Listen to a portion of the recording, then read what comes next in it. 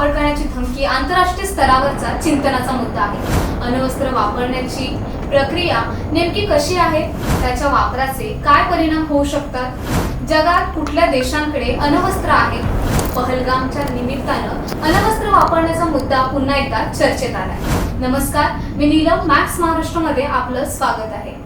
अण्वस्त्राच्या वापराची प्रक्रिया आज आपण या एक्सप्लेनरच्या माध्यमातून जाणून घेऊयात। अण्वस्त्राचा वापर कुठलाही देश अत्यंत विचारपूर्वक करत असतो। थोडक्यात काय तर शेवटचा पर्याय म्हणून अण्वस्त्राचा वापर करण्याचा निर्णय घेतला जातो।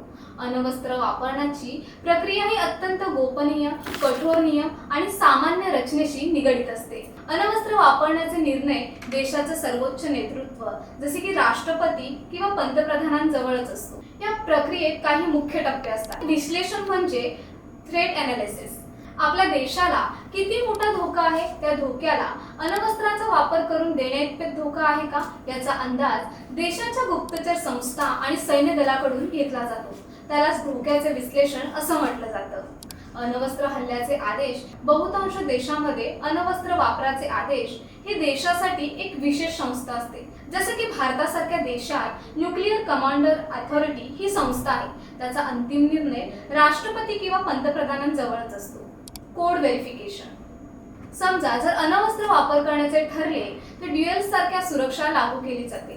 म्हणजे अण्वस्त्राच्या वापरासाठी दोन उच्चस्तरीय अधिकाऱ्यांची परवानगी आवश्यक असते। अण्वस्त्राच्या प्रत्यक्ष वापराची प्रक्रिया। विमान क्षेपणास्त्र किंवा पाणबुडीद्वारे अण्वस्त्राचा वापर केला जाऊ शकतो। ही प्रक्रिया संगणकीकृत प्रणाली आणि GPS वर आधारित नेव्हिगेशनच्या माध्यमातून नियंत्रित केली जाते। आता बघूया कुठले देश अण्वस्त्राचा हल्ला करू शकतात। अण्वस्त्रांच्या संपन्न असलेल्या देशांची आधी यादी बघूया। अण्वस्त्र प्रसारबंदी करार अंतर्गत 5 देशांना अधिकृतरित्या अण्वस्त्र संपन्न देश म्हणून संयुक्त राष्ट्र संघानं मान्यता दिलेली आहे। अमेरिका, रशिया, चायना, फ्रान्स आणि इंग्लंड या 5 देशांचा यात समावेश आहे। अण्वस्त्र असूनही अण्वस्त्र प्रसारबंदी करारामध्ये समावेश नसलेल्या देशांच्या यादीवर एक नजर टाकूया। भारत, पाकिस्तान आणि इस्रायल या देशांना अण्वस्त्र प्रसारबंदी करारावर स्वाक्षऱ्या केलेल्या नाहीत। मात्र या देशांकडे स्वतःचे अण्वस्त्र आहेत। तर उत्तर कोरिया या देशानं अण्वस्त्र प्रसारबंदी करारामधून बाहेर राहून अण्वस्त्र तयार केलेली आहेत। याशिवाय 2006 पासून आतापर्यंत कित्येकदा परीक्षणे केलेले आहेत। नियम आणि नियंत्रण। अण्वस्त्र प्रसारबंदी करार म्हणजे नॉन प्रोलिफरेशन ट्रीटी अर्थात NPT। अण्वस्त्रापासून मुक्त ठेवण्यासाठी हा करार आहे। मात्र भारत आणि पाकिस्तान आणि इस्रायल या करारावर स्वाक्षऱ्या केलेल्या नाहीत। भारताच्या मते हा करार भेदभावपूर्ण आहे, कारण हा करार फक्त काही देशांसाठी अण्वस्त्र ठेवण्याची परवानगी देतोय। सगळ्या देशांना अण्वस्त्र वापरण्याचे समान अधिकार असले पाहिजेत अशी भारताची भूमिका आहे। त्यामुळे आम्ही पहिला अण्वस्त्र हल्ला करणार नाही आणि समजा आमच्यावर हल्ला झालाच तर त्याला प्रत्युत्तर आम्ही देणारच, ही भारताची भूमिका अन्य देशांनी स्वीकारलेली आहे।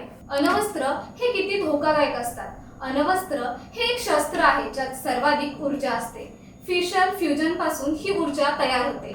अवघ्या काही तासातच अण्वस्त्र एका शहराला नेस्तनाबूत करतात। अण्वस्त्र हल्ल्याचे दुष्परिणाम। लोकसंख्येवर त्याचा मोठा प्रभाव पडू शकतो। काही क्षणातच लाखो लोकांचा मृत्यू होऊ शकतो। अण्वस्त्रापासून निर्माण होणाऱ्या किरणांमुळे दीर्घकालीन आजार जसे की कर्करोग, जन्मदोष होऊ शकतात। याशिवाय याचा पर्यावरणावरही परिणाम होऊ शकतो। अण्वस्त्र हल्ला झाल्यानंतर धूळ आणि धुरामुळे सूर्यप्रकाश अडवला जाऊ शकतो। त्यामुळे जगाचे तापमान कमी होऊ शकतो। पाणी, हवा आणि माती दीर्घकाळासाठी प्रदूषित होते। अण्वस्त्राचा हल्ला झाल्यानंतर देशांच्या अर्थव्यवस्थेवर विपरीत परिणाम होतो। पायाभूत सुविधा नष्ट होतात, अन्नसाखळी विस्कळीत होते। या दोन्ही व्यवस्था पूर्वपदावर येण्यासाठी मोठा कालावधी लागतो। न्यूक्लिअर डिटेरन्स। न्यूक्लिअर डिटेरन्स या सिद्धांतानुसार समजा 2 देश आहेत आणि दोघांकडेही अण्वस्त्र आहेत, त्यामुळे या दोन्ही देशांमध्ये युद्ध होण्याची शक्यता कमीच असते। कारण दोन्ही देशांना माहिती असतं की एकानं अण्वस्त्र हल्ला केला तर दुसरा करणारच। उदाहरणार्थ अमेरिका आणि रशिया किंवा भारत आणि पाकिस्तान या देशांकडे अण्वस्त्र आहेत। मात्र परिणामांची जाणीव असल्यामुळे दोन्ही देश एकमेकांविरोधात अण्वस्त्र वापर करण्याचं अशक्य आहे। भारतानं 1974 मध्ये स्माइलिंग बुद्ध या कार्यक्रमाच्या माध्यमातून अणुवस्त्र परीक्षण सुरू केलं. 1998 मध्ये पोखरण येथे यशस्वी अणुचाचणी झाल्यानंतर भारत अणुवस्त्रधारी देश बनला. भारताचं अणुवस्त्र धोरण. भारत कुणावरही पहिल्यांदा अणुवस्त्र हल्ला करणार नाही. मात्र भारतावर हल्ला झाला तर पूर्ण ताकदीनिशी भारत त्या हल्ल्याला प्रत्युत्तर देईल. आंतरराष्ट्रीय स्तरावर अणुवस्त्र वापरावर नियंत्रण आणण्याचे प्रयत्न सुरू आहेत. CTBT हा करार त्या प्रयत्नांचा एक भाग आहे. या करारानुसार सर्व प्रकारच्या अणुवस्त्र चाचण्यांवर नियंत्रण लागू शकते. भारत आणि पाकिस्ताननं CTBTच्या करारावर अजूनही स्वाक्षरी केलेली नाही. लॅटिन अमेरिका, आफ्रिका आणि दक्षिण पूर्ण आशिया इथं अणुवस्त्र शस्त्र नाही. अणुवस्त्र हे शक्तिशाली असल्याचं प्रतीक जरूर आहे. मानवी जीवनासाठी हा सर्वात मोठा धोका देखील आहे. याची जाणीव अणुवस्त्रधारी देशांसह सगळ्यांनाच आहे. व्हिडिओ जर आवडला असेल तर लाईक करा आणि मॅक्स महाराष्ट्राच्या सर्व सोशल मीडिया प्लॅटफॉर्मला सबस्क्राईब करायला विसरू नका. धन्यवाद.